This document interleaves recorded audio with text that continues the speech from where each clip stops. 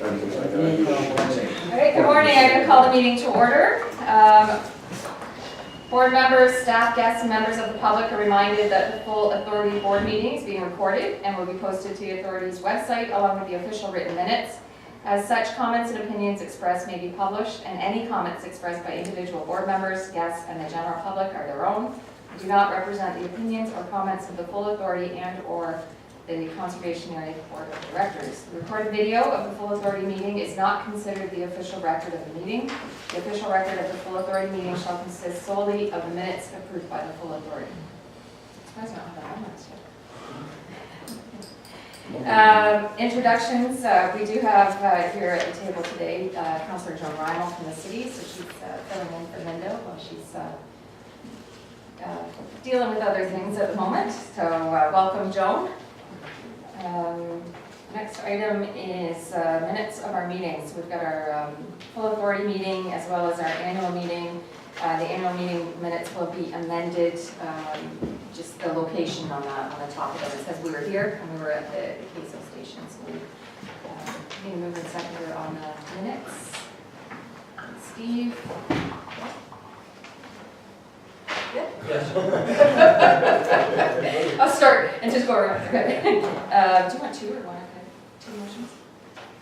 One's fine. Okay. So other than the location change on the annual minutes, was there any errors or omissions?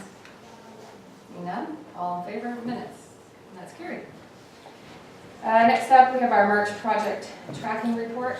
Just, I want to make note of pecuniary interest On that. in the in-camera session, item D. Yep.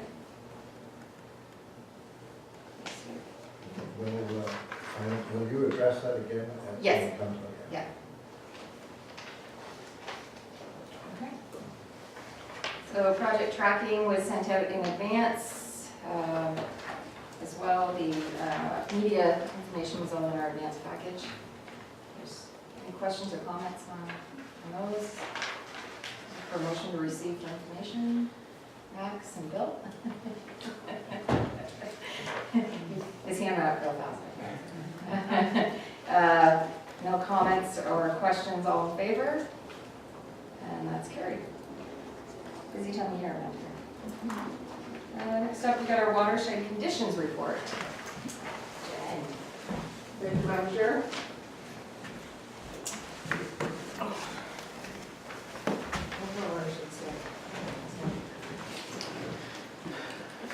So we had another exciting high water event in February.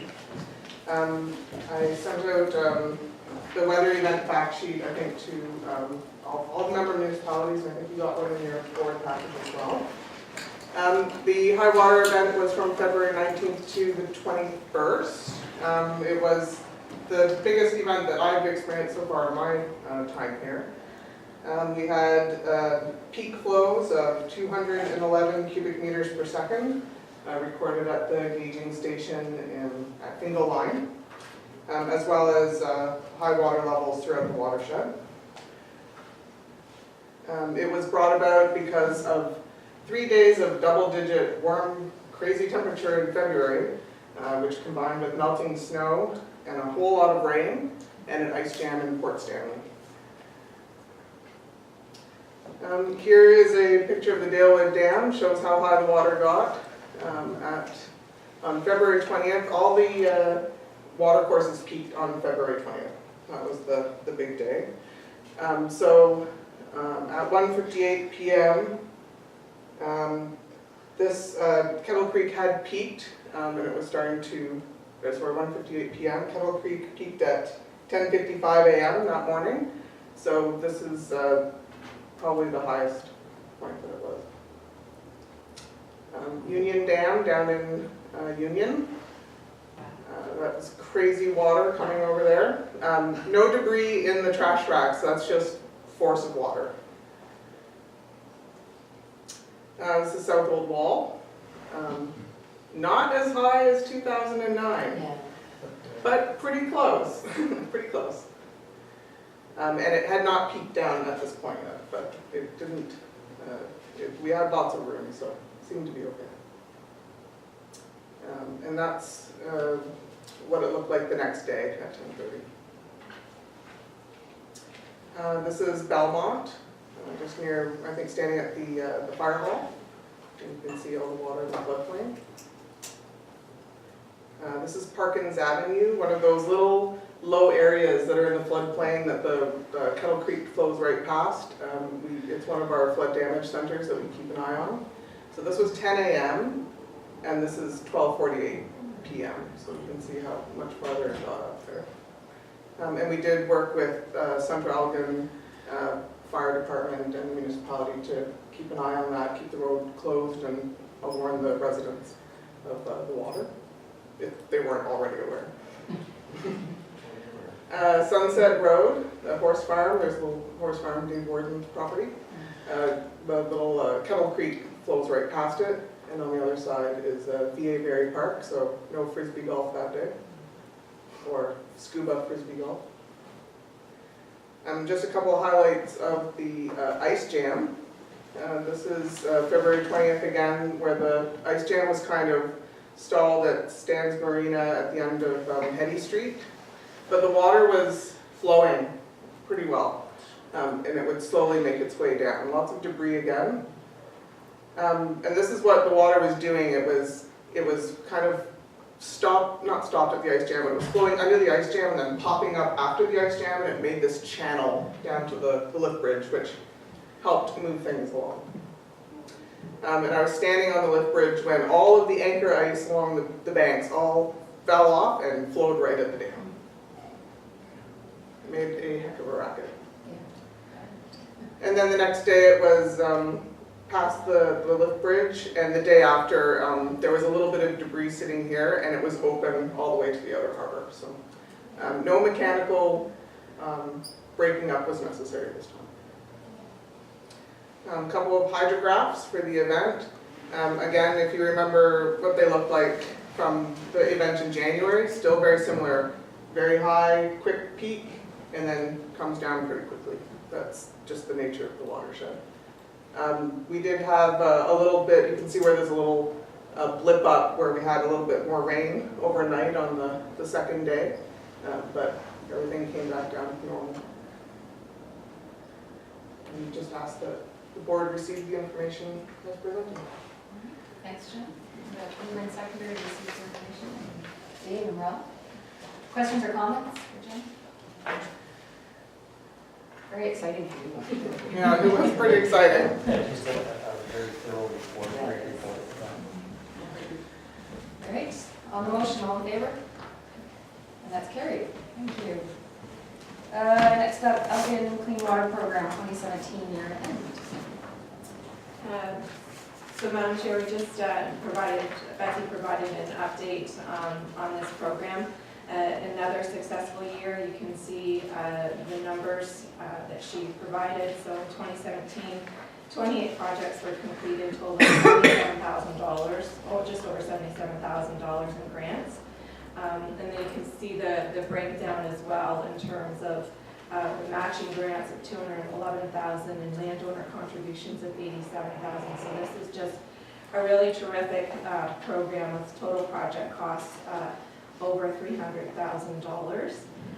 Betsy, we have the funding support of Elgin County now on a yearly basis, which is great.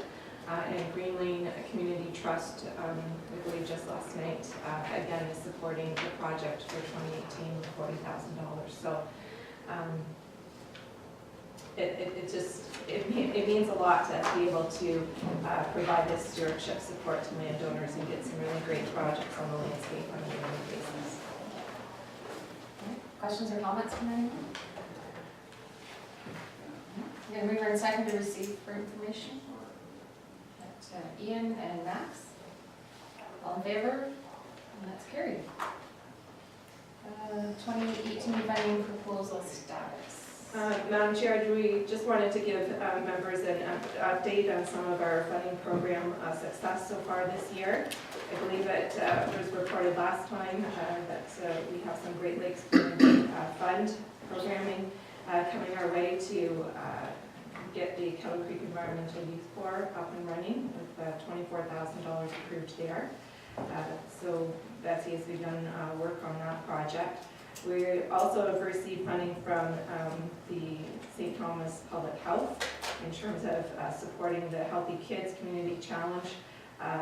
Stream this time is Power Off and Play, and so we'll be looking at 2 programs out in the campgrounds and our significant areas throughout the summer, getting kids out into nature, encouraging them to turn off their devices and go out for a hike, bird watching, things of those nature. And then there's funds for a program that's called Fun on the Water, in which we'll be able to get some canoes and kayaks out onto the Dalewood Reservoir and encourage again some off-screen time for children and families. And then the last one I wanted to just inform you of is a $3,500 grant coming in from Trillium Roots Community Support Fund. And this is going towards some additional trail restoration work on the Dalewood Reservoir Trail and some erosion repairs, signage and things of that nature. So a good start to our funding request this year. Questions from anyone? Okay. Mover and seconder to receive. I got John and Ralph. All in favor? And that's carried. All right. Dalewood hydrometers update, Joe. Thank you, Madam Chair. So just a quick update. We did experience a couple of unexpected electrical matters that needed to be addressed in order to complete the installation of the project. So there was an additional expense of $3,876 than what was budgeted. We're confident that we can cover that amount through reserves if necessary, but in order to keep the project moving so that we could have it installed and completed prior to camp open, we reached out to the chair and vice chair and got the approval to execute that. Because of the delays with the weather, this little electrical matter, and getting the actual meter providers down, we haven't got the meters up and running yet, but we have a schedule for April 4th. So a little under the gun, but we believe we've got enough time to get them up running, test the invoicing product, and have them running fully for May 1st. So we just wanted to bring the members up to speed on that additional expense that we experienced with that project. Okay. Any questions, comments? Okay. Dean? Yeah, receive for information, the update. Can I get that? Okay. Dave and Ralph? All in favor? And that's carried. Correspondence. So there were a number of items in the advance package. There's no additional correspondence than what was in the advance package, so I just asked for a motion to receive. Okay. So Steve and Bill? Any questions on any of them? Okay, all in favor? Oh, Bill? Sorry.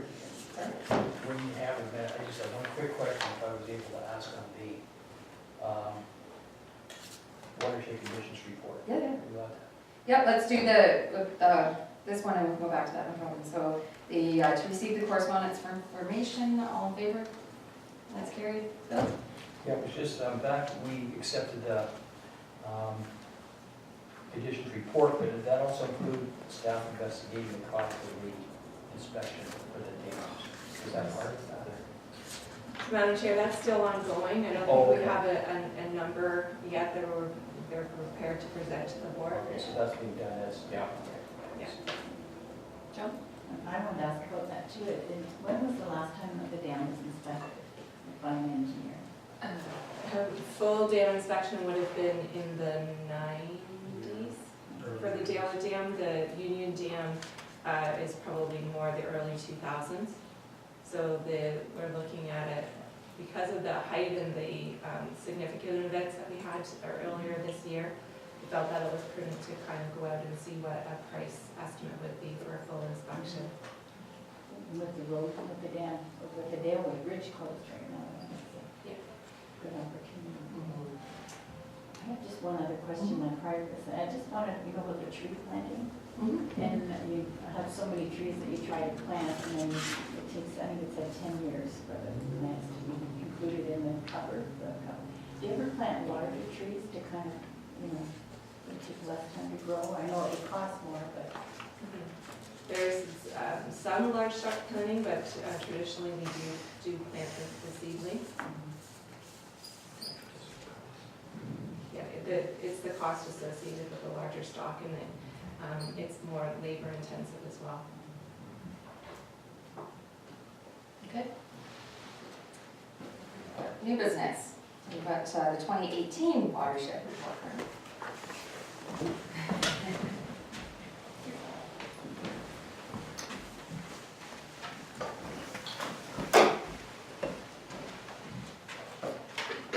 Thank you, Madam Chair.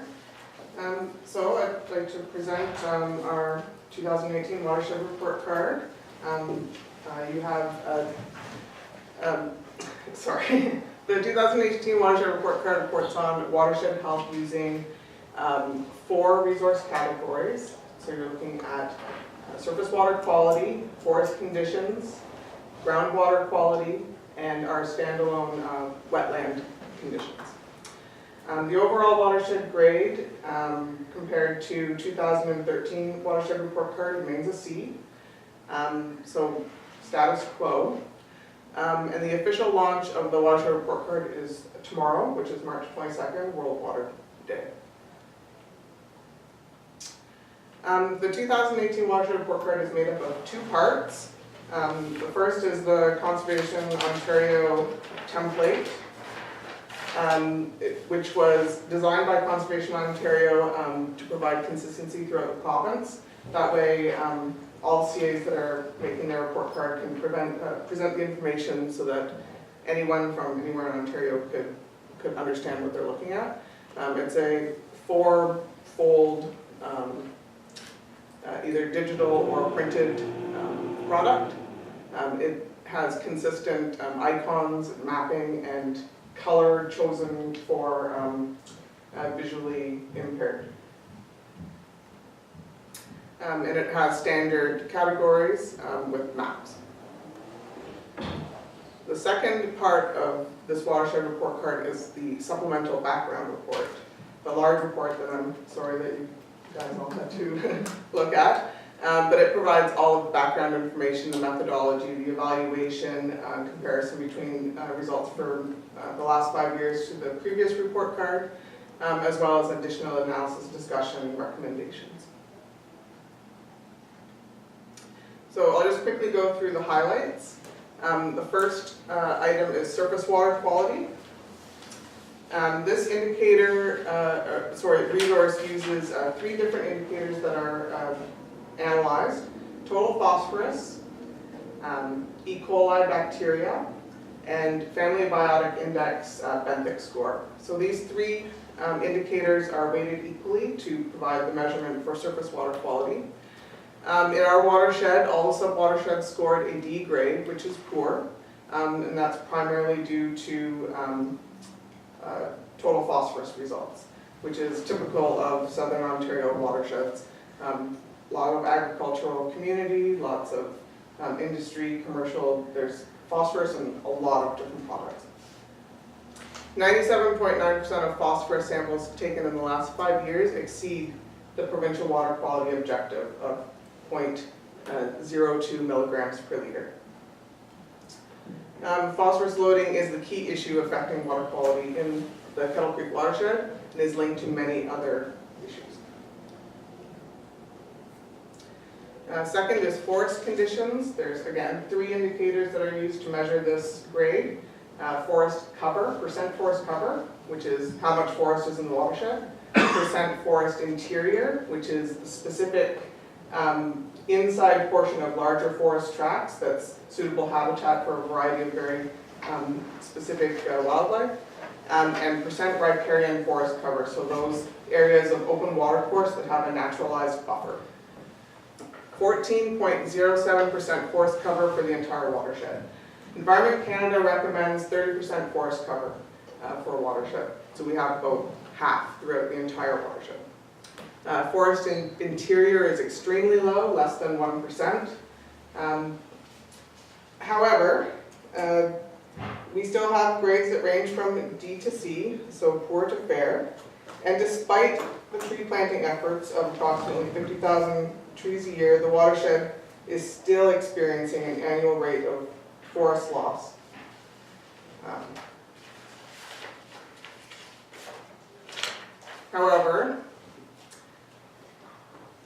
it will be many years before those trees that are planted become part of that forest layer. And the new forest that's planted has to be at least 4 meters with a big canopy before it's captured by the GIS. So that's kind of like a forest in reserve that's going to come up and help offset that natural rate of loss. So scaling back or even terminating that forest tree planting program is not an option. We have to keep planting trees. Groundwater quality is an A. There's really nothing else that we can say. It's 2 indicators are used to measure it. Chloride, which is an anthropogenic or natural source of salt. So it can either be road salt or found in the sediment rocks that are in our watershed. And nitrites, which is a nutrient that can have negative effects. Groundwater quality can be negatively affected by human impacts. So optimizing fertilizer applications, septic system maintenance could help prevent future contamination, because once your groundwater is contaminated, it's really hard to fix. So you want to keep that precious resource safe. Wetland conditions, unfortunately, are an F grade. This is the same result that we had in 2013, but we made it our goal to really try to improve that grade, or at least work towards an improvement. We we created 19 wetlands in the last 5 years. That's amazing. Restored, created, or maintained 19 wetlands. The wetland data that we have is M&R evaluated wetlands. So we're finding that it seems to be underestimating the amount of wetlands that are in the watershed, especially in Dodd and Lower Kettle Creek. You can see big areas that are missing, and we know that there's wetlands there. We did a GIS desktop exercise where we were able to identify potential wetlands that are in those areas. That extra wetland data could conceivably increase our grades from D's or F's to D's. So that's a really important, just a desktop exercise that shows that there's things that we can do to improve these grades. So we have 4 main recommendations that we've really got from all of this information in the last 5 years. First of all, the watershed report card is based on sub-watershed level. So we have 3 sub-watersheds: Dodd Creek, Upper Kettle Creek, and Lower Kettle Creek. But if we break down those sub-watersheds even further to smaller ecological units, that gives us the opportunity to look at things in a higher resolution and really focus our monitoring and our stewardship efforts on those places that really need it, especially focusing on activities that can reduce phosphorus loading. We can help to easier identify areas that need to be protected or improved. Second, we need to continue to further refine our forestry data layer through improved monitoring and surveying at tree planting sites. Our data now is really accurate with what we've been able to accomplish in the last 5 years with our GIS. And every time we digitize and get new data layers with the swoop imagery, that information is even more accurate. So we're continually improving that data. More accurate mapping provides excellent benchmarks for future analysis. So that gives us a toehold to move forward. We need to focus our tree planting efforts on joining fragmented woodlots, creating habitat corridors, buffering streams, and creating forest interior. Joining those little fragments and little pockets of forest to help the wildlife and improve the environment. That forest cover is linked to, being able to improve water quality. So all these, it's all joined. Third is better using remote sensing and GIS to monitor changes in those natural areas, forest and wetland in particular. We can incorporate UAV technology, the drone technology, to monitor and visualize those changes, and as well continue to update and improve that GIS data.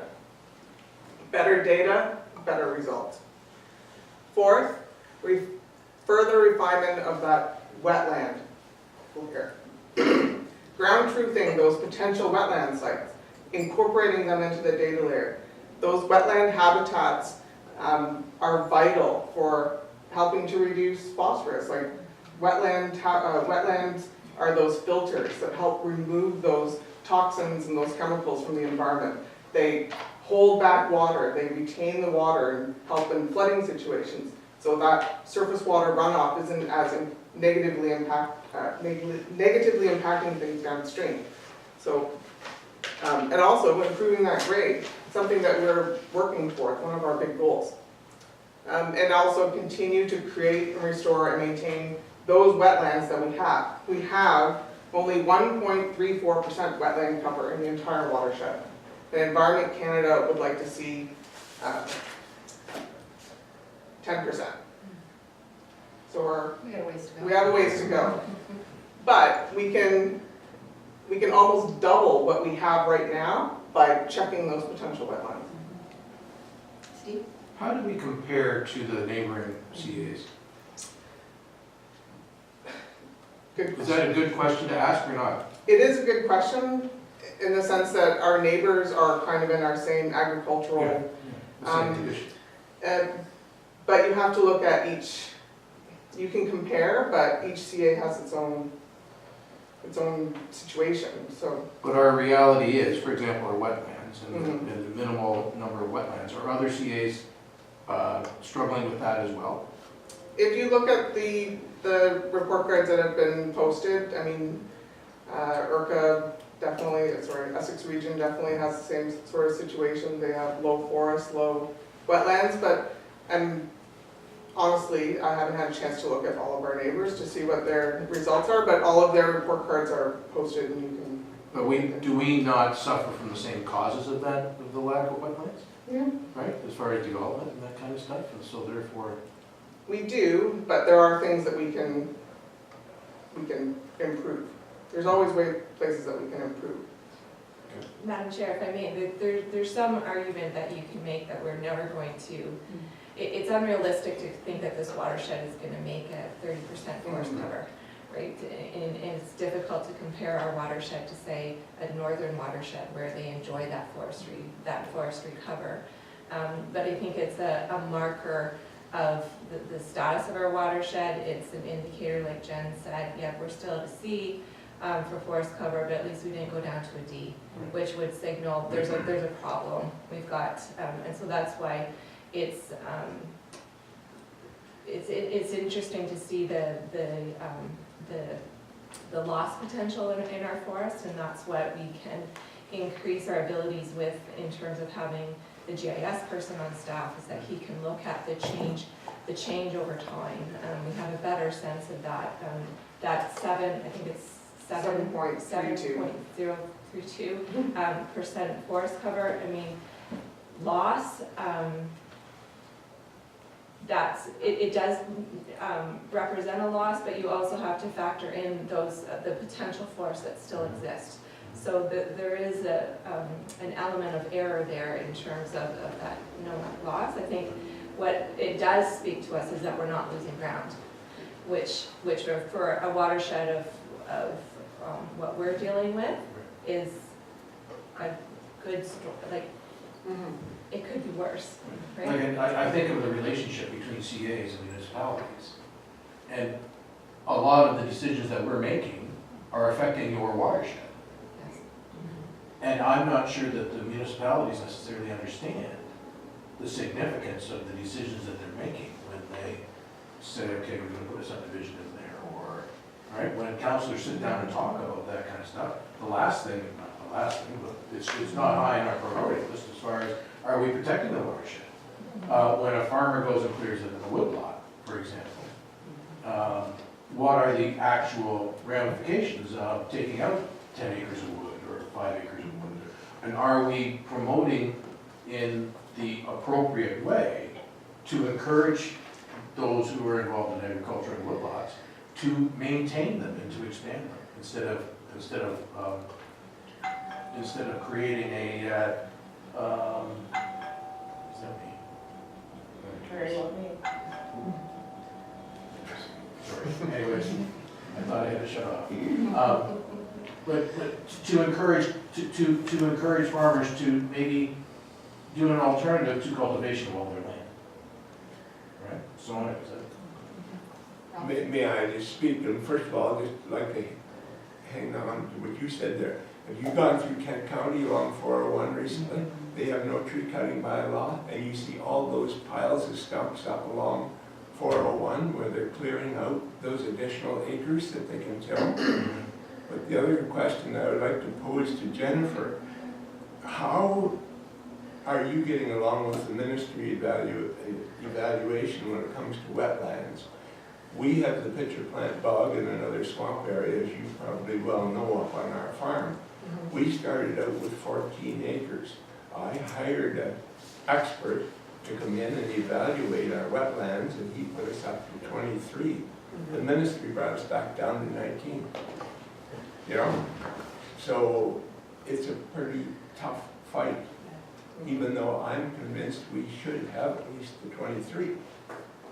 But this is the type of thing that happens. The ministry doesn't support, you know, even where you pay experts to come in and evaluate wetlands.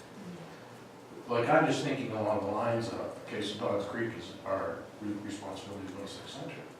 You know, it's in the bottom portion of our municipality, which is really about as far away from where I live as you could possibly be.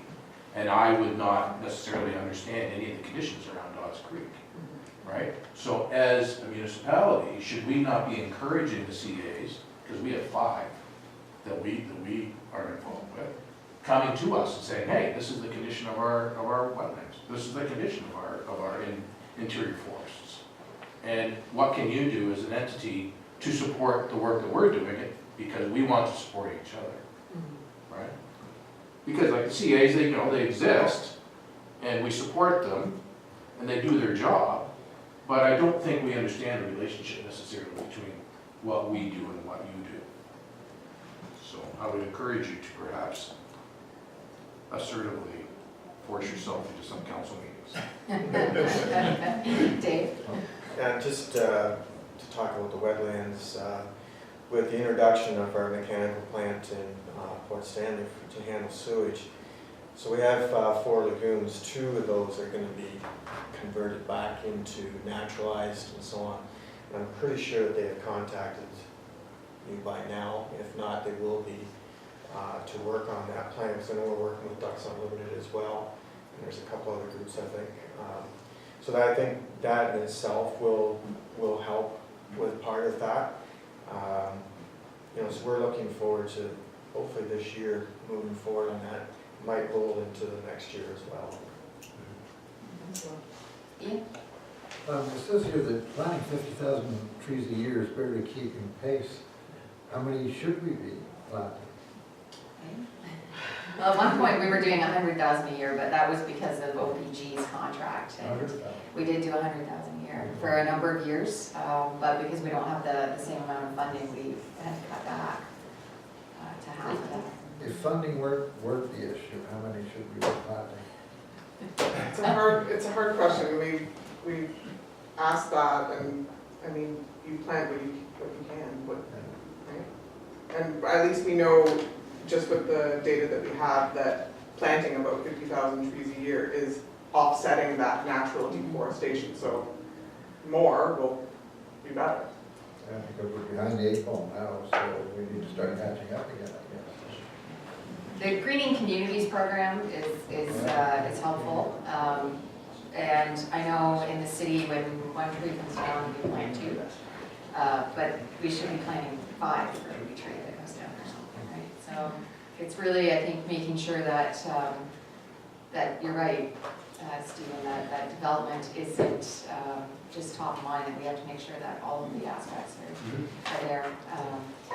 In this day and age, when developments are big business Yeah. and big money, why is there not a give back? You know, we take an X percentage for parkland, for example, but why are we not saying to those developers, hey, we want you to plant 10,000 trees or whatever, right? I just think that would be a smart move. If I may just add, I think to that point, and one just point of interest here is that Conservation Authority is doing what it's can through the reforestation programs, but our regulations don't regulate or control tree cutting. So that really falls under our member municipalities, under the Planning Act, and under the tree cutting bylaws that they incorporate, right? So it is a challenge when we're doing our best to plant and we're trying to work with our municipalities to save those forest trees, but it's something we can't control as a regulatory agency in terms of the tree cutting, but. John? I just think it would be great to come to all the councils and just give a little 15-minute deputation about the watershed report, the expert there that can answer any questions. I think it would be very valuable just to give us, put it on our radar. And can I just add, and I don't think every conservation authority does it the same way, of course, right? And so like when we have visits from conservation authorities that's come in, this is how much our levy is, this is how we justify it. And all the councilors are sitting there going, oh, geez, okay, what do they do? Well, they need money, way you go, right? And I don't think we get into the depth that we need to as far as understanding the relationship, this, the symbiosis between what we're doing here and here, the left hand and right hand need to know what they're doing together. So. Okay. Good discussion. Anything else? We need mover and seconder to receive this as presented. We got Stephen and Ralph. Thanks, Jen. I know it's a lot of work. All in favor? That's carried. Thank you, Madam Chair. All right. Next up, Lake Whitaker Pool. Thank you, Madam Chair. I can take this one as Mike is taking advantage of the nice weather today and getting out in the campgrounds, getting the grounds ready. So with the Lake Whitaker Pool Mechanical Project, we had $40,000 allocated in the budget. And that's to replace the pool mechanical for the pool, as well as to do some minor improvements to the building as we do that mechanical. So Mike reached out to 9 local pool companies that were provided with the request for quotation. We had 4 express interest, but we did only receive 2 that submitted quotes. Out of those 2, those are both current service providers of KCCA. So Jackson Pools is the day-to-day pool maintenance company that we rely on for Lake Whitaker. And I think you'll all remember Hollandia Pools was successful in the Dalewood full reconstruction project. As well, Hollandia Pools houses a commercial aquatics expert who did the aquatics audits of both of our pools. As you can see by the results, it was a close race. I think it was a difference of $80+ between the 2. In the end, staff is recommending that we go with Hollandia Pools. As they said, they do have the edges. They really are the commercial aquatics experts for the area. I think as we realized with the Dalewood Pool contract, one thing that really elevated Hollandia was they got the contract for the summer games in Toronto and did all of the commercial aquatic use for them. So they really are the local expert for commercial aquatic pools. So staff's recommending that we proceed with their quote of $23,267. And then we're also recognizing that we would need an upset limit of $10,000 as the equipment's out. We want to put in that PVC paneling on the interior that we've moved to with all of our buildings. As well, we've got a little bit of a minor electrical work and an exterior concrete pad and fencing that's required for the external chemical storage. So staff's looking at, like I said, proceeding with Hollandia for that amount with an upset limit of $10,000. And in the end, we're still around $6,000 under the budget that we anticipated. Which we can use for the demo meters. There we go. We found it. There we go. Questions or comments on the report? Bill? Yeah, just a quick, so basically, because they were so close, and it was a tender, basically, the reason we're not taking the lowest one is because of the higher qualification of Hollandia, their expertise. I just want to make sure that that's. Yeah, and the difference was $86, so we felt when we were looking at them that really Hollandia has the edge with the expertise that they have. Sounds like that's a good reason, so. Okay. Further questions or comments? Great. We get a mover and seconder on the recommendation. We got Bill and Dave. All in favor? And that's carried. Next up, planning and regulations activity report. Thank you, Madam Chair. So we had a small handful of planning applications since the last meeting where there were no concerns raised. I would note, just an update from last month's report, you'll recall that we did have a letter with a consent application where staff identified a concern regarding potential safe access in that consent. I'm happy to report that the landowners were able to satisfy that requirement by providing a survey elevations of the access driveway, and they were able to certify that they do have safe access, so that one we've signed off on, and it's no longer a pending issue. So no issues in planning reviews right now, and since the last meeting, we only issued 3 permits that were for a new infill construction, in addition to an existing dwelling and some maintenance dredging down at Bridgeview Marina. So we're just looking for the board to receive the report. Mover and seconder, Joan and Ian. Any questions on any of those? Seeing none, all in favor? And that's carried. All right. And we note the upcoming meetings are listed there at the bottom of the agenda. And with that, that's all for open. Need a motion to go into closed session. Dave and Stephen, all in favor? That's carried. We can take a couple-minute break, those that want to grab a coffee. Okay, so we've got our in-camera minutes from February 7th. Can I get a mover and seconder to receive those? Bill? Ian? All in favor of the minutes? That's carried. B was information. Correct. C, did you want As directed. motion to proceed as directed? Can we get that noting? Do that. Ralph and Joan, noting the conflict, all in favor? That's carried. And then personnel matter, do you want us to confirm that by resolution, or do we need to? Isn't there this one? Yours is, so we got T's directed on. Oh, okay. All right. So proceed as directed on personnel matters. Yep, so we'll do that. Dave, is there? Ian? All in favor? That's carried. Next meeting is April 18th. And we do have the Personnel and Finance Committee meeting scheduled for May 11th as well, for those on that. Motion to adjourn. Dave and Stephen, all in favor? When did we switch from 10 o'clock to 7 o'clock? We don't.